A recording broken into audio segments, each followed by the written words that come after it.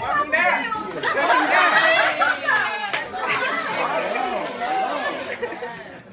This is cool.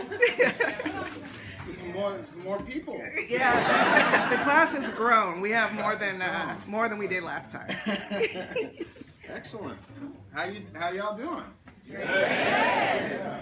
Thanks for coming to school today. So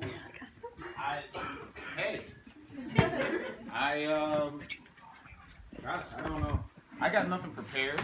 But what I thought we'd do what is do you just think? have you answer questions like you did last time. You know, last time we saw you, we just knew you had done a great film. Now you've done a great Oscar-nominated film. So,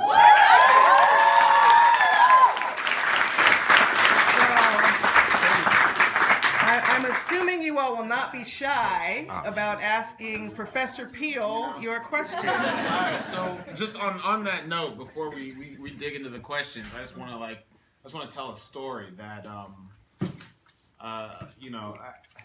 it's hard for me to sort of wrap my head around the idea of what an award means. You know, I already kind of achieved this goal of my dreams to make a film, to direct a film. Like that to me was always since I was 12 years old, what I wanted to do.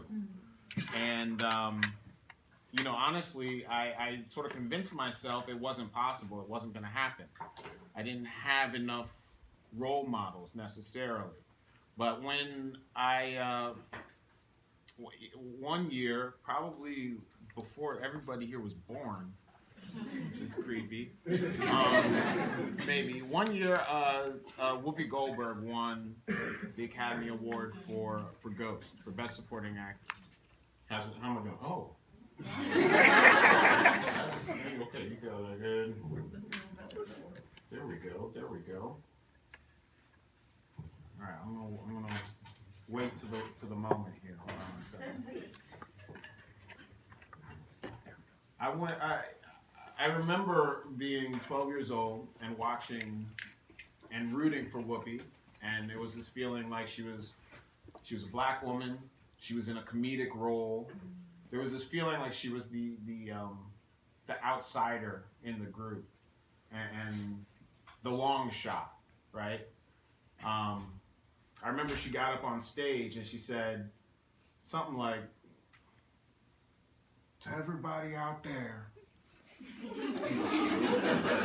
who looks like me and feels like me and thinks they'll never be able to make it and achieve their dreams, you can do it." And I remember internalizing that and saying like, wow, she's speaking to me, because this is something I want to do. I feel like I can do. And for so many years, I moved away from my dream of directing. Because like I said, I doubted myself. I doubted that the industry would accept my vision and accept me in that role. Because it felt like, there's only a handful of black directors, and they must be the exceptions to the rule. And I got this. The beauty of it is I got a world of experience in other aspects of the industry, and I'm very, very lucky to have a wonderful career in comedy and acting. But coming around to making this movie was that the first dream come true. When those nominations came together last week, I really realized that the awards and the acknowledgement is bigger than me.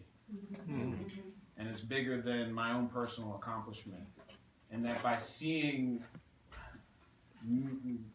my work be recognized in this way, there's a whole generation of people who will be uplifted by that and realize that they can achieve their dreams too. So anyway, that's why I'm here. All right. Tell you guys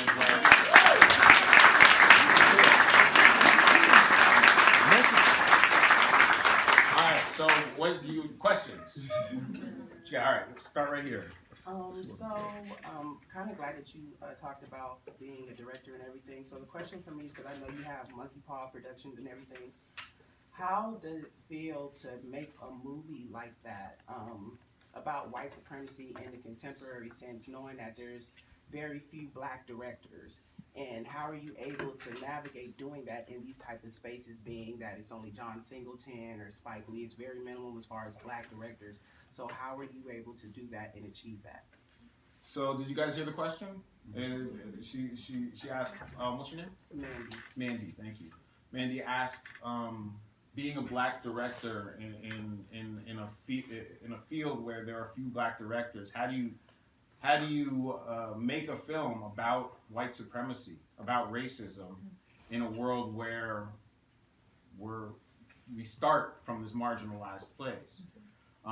It's a great question. You know, I think one of the big breakthroughs for me in my own personal inspiration, and that gave me the confidence, was Straight Outta Compton. Mm-hmm. And the reason was because that was a film, you know, the industry follows the money. Right. That was a film, that was an opportunity that the filmmakers, that F. Gary Gray, everybody that put together that wonderful film, that's, you know, another uni film. That was a situation where I felt like we proved that the business is there. Mm-hmm. And so once that door was open, I felt extremely relieved, because up until then, they're part of the racism, part of the systemic racism, and the sunken place that was taking place was this notion that, oh, you know, black movies don't do well. Mm-hmm. White people don't want to come see black protagonists. Black films don't do well overseas. And that prevents anybody from giving black artists shots. You know, white movies get shots on goal. Eventually you're gonna hit something that works. So to me, realizing that the world was coming to accept the fact that story is story. And sometimes the stories that we haven't seen are exactly what's going to be the thing that drives business. That's what we're seeing with, you know, we're going to see with Black Panther right now too. Yeah. So that, to answer your question, I had a newfound confidence after Compton crushed it. Yes. First of all, I'm a huge fan. Congrats on the Oscar nomination. My name is Derek Kemp. So on that note, what you're talking about now, I think Spike Lee had said something about there being like these intermittent windows of like black, like acceptance of like black storytelling within like mainstream movies and television. And like thinking about like the 80s and 90s, we had like, you know, Different World and In Living Color and In Living Single and Spike Lee, and you know, we had like, you know, HBCU football games on BET and all this stuff that just now is not present. But there is a resurgence now, like you said, with Straight Outta Compton and your stuff, and you have like, you know, Atlanta and right, all Insecure and all this stuff, and so there's this resurgence. I'm wondering, like, you know, how do you think that's gonna, do you think that's gonna again somehow fall away into the abyss of like the sunken place within mainstream media again and be forgotten? Or how are you planning to, or is there like a conscious plan to keep this going and not let it like dissipate? Fantastic question. You know, the question is this renaissance that we see happening right now with directors like Ava DuVernay and Ryan Coogler, F. Gary Gray, Barry Jenkins, Dee Reese, amazing directors and filmmakers right now, and then in film as well, Issa Rae, Donald Glover. You see, like the pinnacle of art in these fields is being made by black people, I think. So, am I afraid that will go away? So Obama has this thing he says when he goes, you know.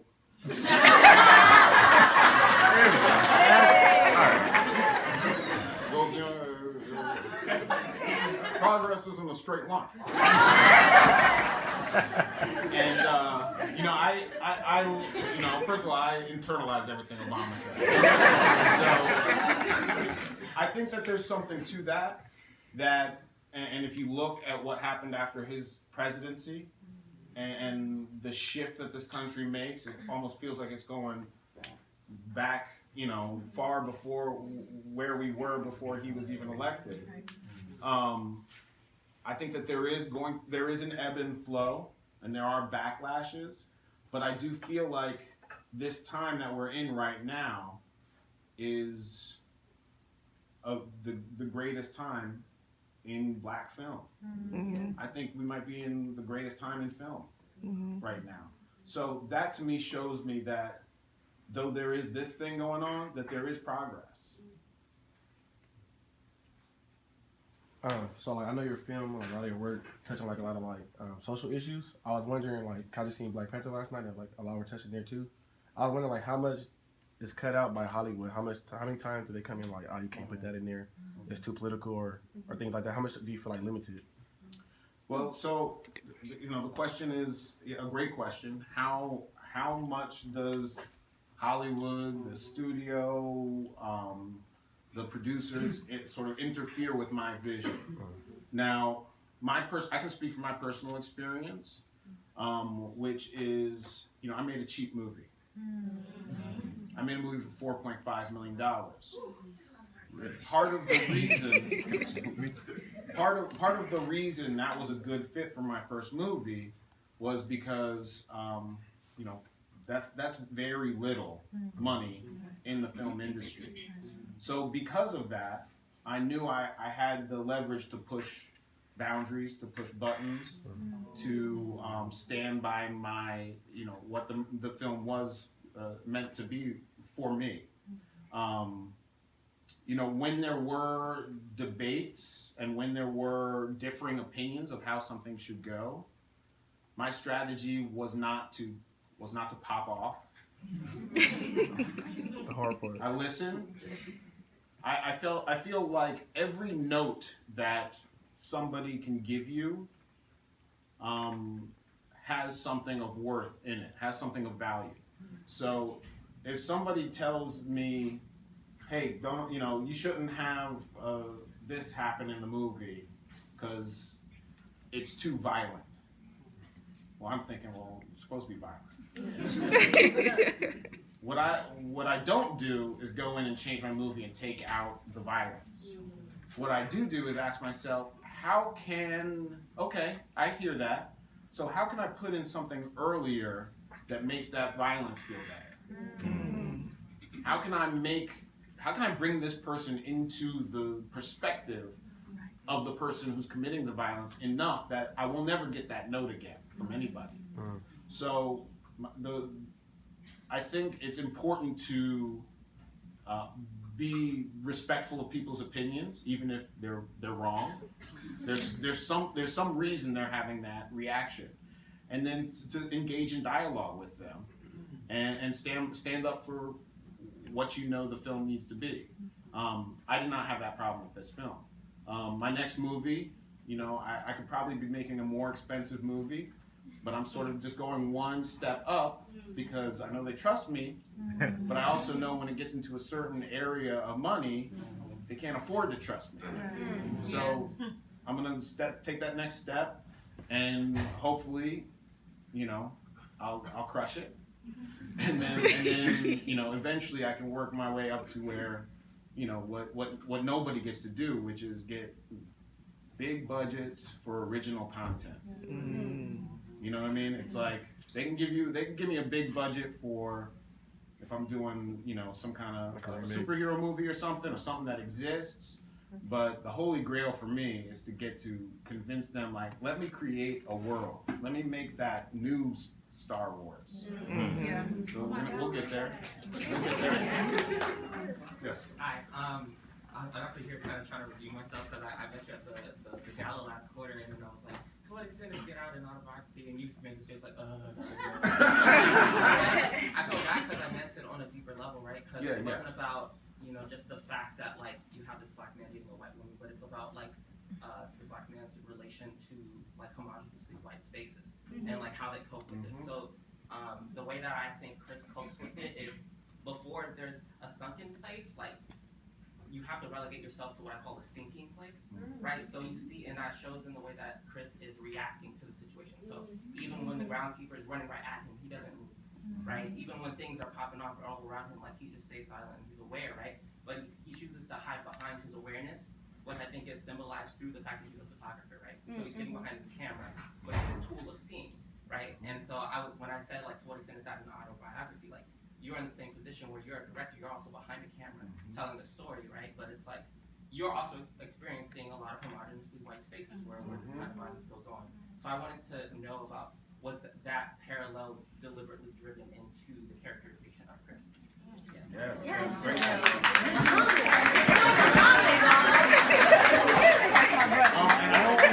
I don't want you to misunderstand. I think what my reaction to that is it's a long answer, and I don't know if I have the time.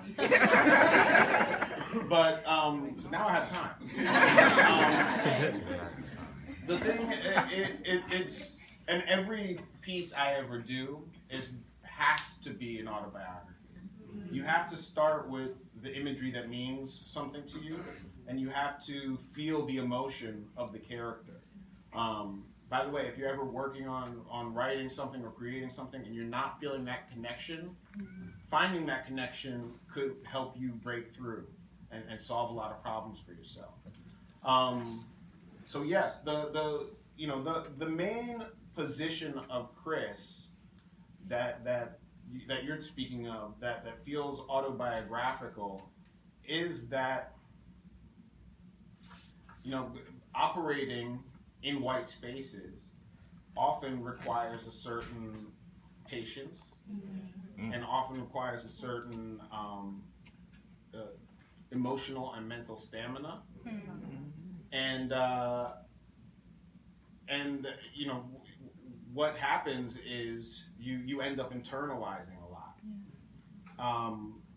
It was very important for me to make a character in Chris that isn't necessarily doing what we all wish we could do in some of these situations, but is resonating as what we have to go through.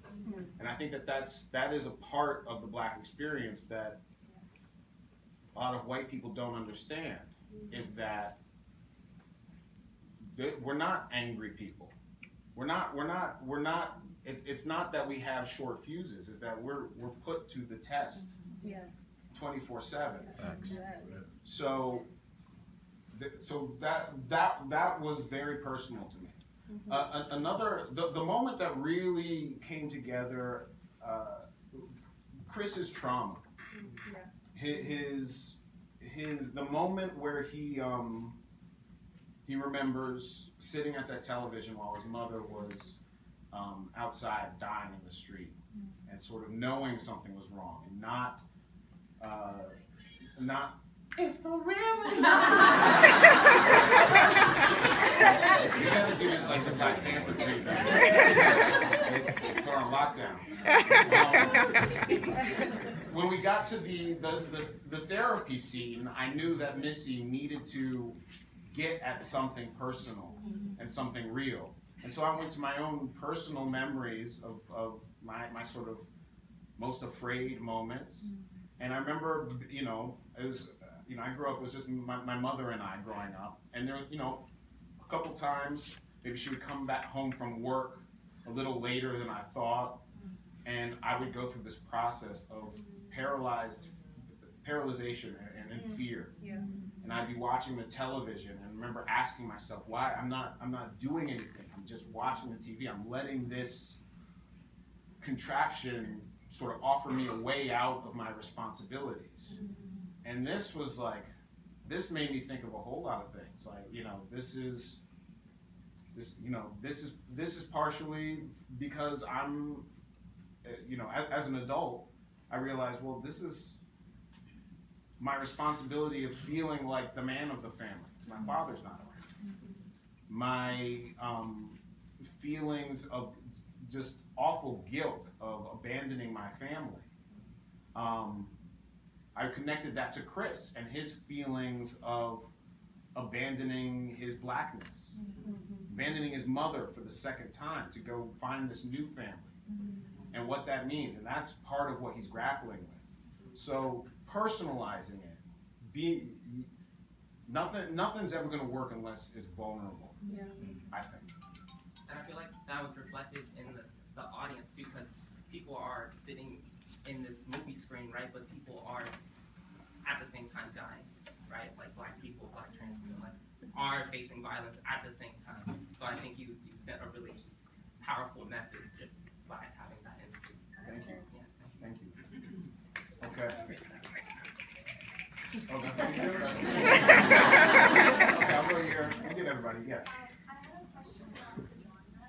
One of the benefits of science fiction is that you can have political messages in sort of veiled speech. And one of the criticisms is because it's veiled, does it have the same impact, or does it sort of disenfranchise and create a disassociation between the realness of the fiction and the reception? And I want to know, dealing with the science fiction genre and dealing with Boy, if you sort of had some sort of resistance, or how did you deal and navigate through those complications of science fiction and sort of veiled speech and dealing with those realities? So, great question. The question of communicating my truth through a genre that's a heightened genre. It's not realistic. If I'm interpreting your question right, does that take away from the message? Does that complicate the message because it's not grounded in a drama? You know, I feel like truth is is due north in any creative project I do. It has to feel true. It has to feel honest. My personal belief is, unless it's really, really good, I don't like drama too much. It's just not fun. It's that, you know, it can be amazing, it can be beautiful, but I'm not somebody who necessarily likes to be told the truth. I like to find the truth in what is presented to me. And that's where the benefit of genre comes for me, is that I can engage the audience on this level of their imagination and this level of entertainment, this level of emotion, and that within that, if it's done right, you've left the breadcrumbs for people to acknowledge the truths that they found. And by the way, it only works if it feels true. Any genre. If all of a sudden you just making shit up, like really making shit up. I'm not talking about like, you know, cars that can fly and whatnot, but making shit up like that the car doesn't make a sound when it lands and it's a 2-ton car or whatever, then the audience starts to back away from it and it doesn't work. So for me, that's what was the difficult task about Get Out, is how do I do justice to the victims of racial violence? How do I do justice with the history of oppression and the systemic racism? And at the same time, entertain people. You know, I knew, for example, I thought of this movie in some ways as the entire audience needs to be served. Like it can't be just a movie for black people. But I also felt that if it doesn't work for black people, it's not worth doing.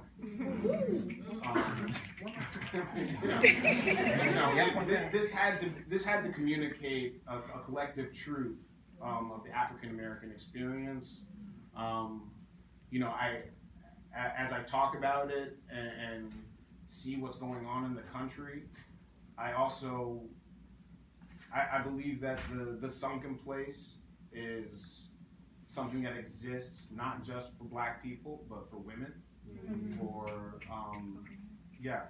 our, you know, Latino brothers and sisters, for any marginalized group that gets told not to say what they're experiencing. Yeah. That's what the sunken place really is, and we talked about it a lot last time I was here. That it's the system, Yeah. it's all these cogs in the wheel that sort of keep us where we are. It's external, it's internal. I think the thing that really has emerged after I've seen what has happened this year for me is that when Chris screams, we don't hear it. When he's in the sunken place, we don't hear it. When black people are in a horror movie and we yell at the screen, come on, stop walking backwards. Nobody hears it. Nobody puts us in that movie to do that. And so for me, what the sunken place is the silencing. It's the taking away of our expression, of our art, and it's the very fact that this movie has never been made before, on many levels, right? There's no movie where, I mean, there's a couple of movies that have a black horror movies that have a black protagonist. You know, Tales from the Crypt, Demon Knight, Night of the Living Dead, The People Under the Stairs. Very few and far between. What I couldn't understand was, or what I was most worried about was that at the end of this film, I've got a black man killing a white family, all of whom are evil. And I was like, well, now I've got any movie where the hero overcomes the villains at the end, we cheer and we applaud. And to me, that was the thing that was going to be the biggest roadblock in this movie, was that I felt like I was not allowed to do that. We're not allowed to do that. We're not allowed to. That the movie would be accused of instigating violence. You know, the system would continue to talk down to black people as opposed to appreciating and understanding that, no, we just want some elevated shit that's good, that works, that's fun, that's meaningful. Like, we need some of this content here. Anyway, I'm all over the place, but I hope I answered your question. Okay. Back.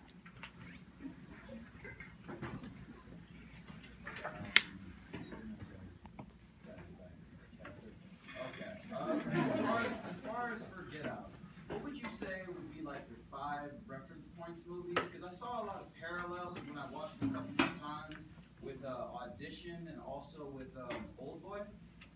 And also my follow-up question: what made you kind of leave the talks between you adapting Kira? Okay, well, so to answer your first question, what were the influences behind the 5? You know, I've referenced them often, but if I had to break it down to 5, I think I'd categorize Rosemary's Baby and The Stepford Wives as one. Movies that dealt with gender dynamics in a way that led me to how to handle race. I would say Night of the Living Dead. I would say The Shining. I would say Halloween. Michael Myers. Well, Michael Myers. Am I at 5 yet or 4? All right. And then let's Jonathan Demme's Silence of the Lambs. And the sequences between Lecter and Clarice were very inspiring for me for the therapy scene. That. As far as the hypnosis. Yes. Like I thought of the hypnosis scenes in Old Boy and compared that with Get Out. As far as the hypnosis. Now, I saw Old Boy a while ago, so I don't actually remember the hypnosis part of it. I'm very influenced by Korean cinema, and in fact, this movie was very successful in South Korea. It was an explosion, and we, I've talked to my assistant about it, who's who's Biggest foreign open. in Korea, there's a concept called Han, which is kind of an example of this idea we've been talking about where the Chris character lies. And so apparently Han is this idea of anger that is stuffed down so deep that when it finally explodes, it explodes in these crazy ways. And so I think, for what it's worth, I think it very much relates to a lot of Korean cinema, a lot of revenge movies in Korea, and also South Korea. I feel like is having a moment of African American fascination, for what it's worth. And then was that it? Leaving the talks between adapting and Kira. And then, so, I was discussing Akira, which is one of my hugest influences, a masterpiece. If you haven't seen it, you should see Akira. For me, I just felt like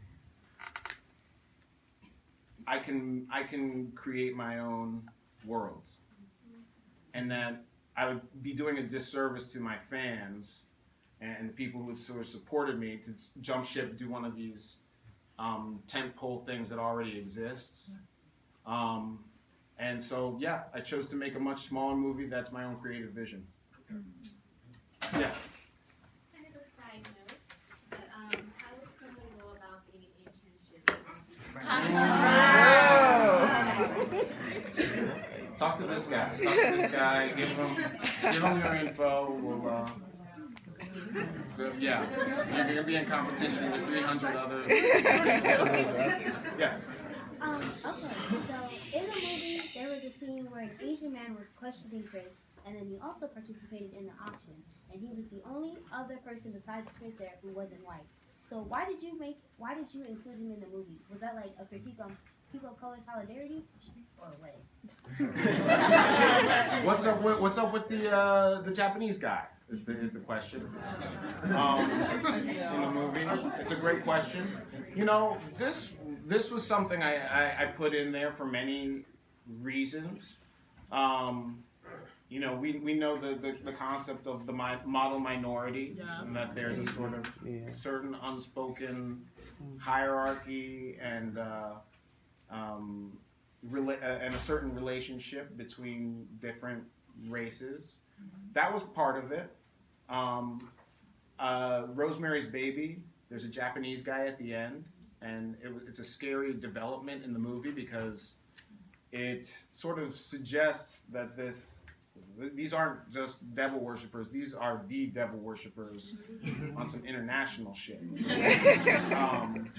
But ultimately, it was those things. I felt like it was interesting. I felt like it rang true. What I find with this movie in many situations is people are expecting every little detail, because it is very detailed. I have all these Easter eggs. Every detail to be my outlook and so that character was not meant, honestly, to be a statement about Asian people or Japanese people. It's a commentary on something that I feel like rings true, that we can all kind of like process, but it certainly wasn't meant like, this is what Jordan thinks all Asian people are in on it. My movie also wasn't trying to say that I think white people are villains. The villain in my movie is the system. Is the system that all the characters are connected to. And some more than others.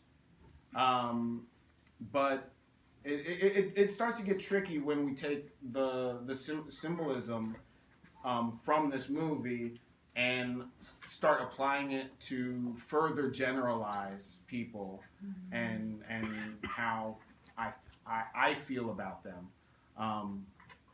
Part of what these choices that I made are mischief. on my part. Oh, all right. Yeah. Everybody's got something. Part of it is mischief. Part of it comes from my button pushing background of provoking, and it's like, there's parts of the concept of this movie that's like some in living color shit, going on here. But it's interesting. I now have to sort of deal with the fact that my little button pushing movie means a lot, and it carries a lot of weight for people. And so I get that question probably as much as any other question. What's with that Asian guy? What are we saying about Asians there? Like, that one could be there. We have time for one more question. Okay, you back there. Yes. So in class we're talking about like stereotypes and the role that Black people have in like horror films and stuff, and how your film currently doesn't like really perpetuate. But Rod does have these underlying stereotypical themes that you see Black people have. Can you tell me more like why you incorporated him and what your opinion is about like stereotypes in Black horror? Well, when you say Rod has the stereotypical theme, you mean that? What do you mean? Kind of like how we always want to know, like, oh, don't go down there, and kind of like how he's kind of like figuring things out, kind of like a little bit faster, and kind of like the magical, kind of like he's in the know in the sense. So I thought that was kind of interesting. Yeah. Okay. Well, I never thought of him in terms of the magical Negro archetype. The key for me was that Rod. I wanted Rod to feel like the most real character ever in a horror movie. And there is a part of the Black experience where I think we are keyed into certain ways that this could go that are wrong. It was also important to me that he's not entirely right. He's like the conspiracy theorist friend who happens to be onto some shit because it's actually happening, but he also kind of thinks it's like sex slaves or something. He's not really quite sure. So, that would be my answer to my question. I was very aware of the fact that if Rod is not played realistic, and we gave him too many jokes, or that we start getting into a tricky category with that character. So the key for me was, casting the brilliant Little Rel Howery, who just brought himself to that role and was just real. And what I wanted the audience to have is a representative that we've been like, where is it? And by the way, a representative that also points out this fact that like, who would you have to be in this situation to actually think that there's some witch secret society shit? Like, we know we're watching a horror movie, but if we were actually in the movie, it would take somebody who's like, I don't know, like smoking a little bit of weed, and has this wild imagination. So the character ultimately was meant to ground the entire experience. All right. Well, thank you very much, George.